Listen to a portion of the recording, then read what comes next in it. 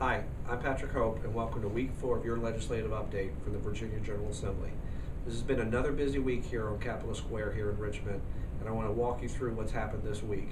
We had a number of different bills that the Republican-led House has pushed on Virginians. The first bad bill that came this week was a bill aimed to suppress voter turnout. It would require all voters who come to the polls to have a valid government-issued ID. Now, there are many minorities and poor individuals that don't have a government-issued ID. And I'm very fearful that this will take us back to the old days of Jim Crow and poll taxes, where many people were not allowed to vote because of that situation. The other bill that we voted on this week was a repeal of the one gun a month law. Now, I'm very concerned about this. When we passed this law back in the mid-90s, it was back then Virginia was considered to be the gun running capital of the nation. And now we're going back to those days. I still don't see how much of an undue burden it is for Virginians to only be allowed to purchase one handgun a month. Now, lifting that ban will allow gun runners, drug dealers, and other thugs to be able to buy multiple types of weapons at a time. And meanwhile, they'll have more firepower than the law enforcement officers. And I'm very concerned about that repeal of the 30-day gun a month, one gun a month, to become law. The other bill that we passed that I'm significantly concerned about is denying Medicaid-eligible women from receiving abortion services when the fetus is significantly deformed through birth defects. It would require the women to carry it to term.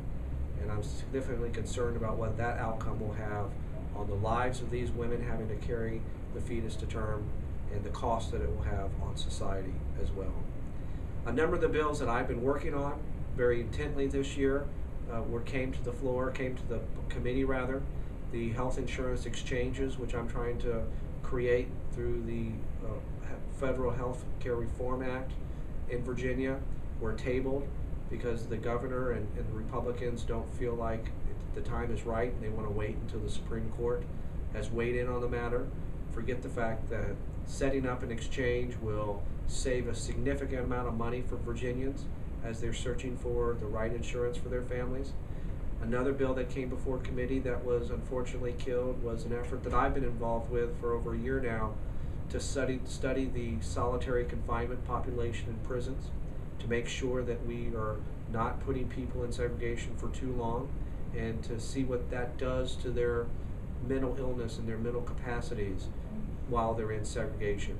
Many of these prisoners will eventually go out into the community, and so I think it's everyone's concern, but I'm sorry and regretful that a committee killed that study just to take a look and see at our population and to see if we can do it better.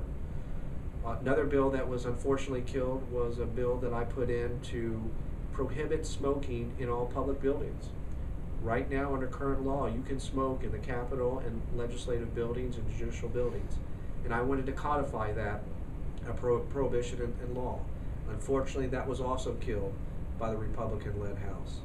One bit of good news, though, is my bill to require all hospitals to have a screening test for heart disease, congenital heart disease, to measure the oxygen level in babies born, did pass.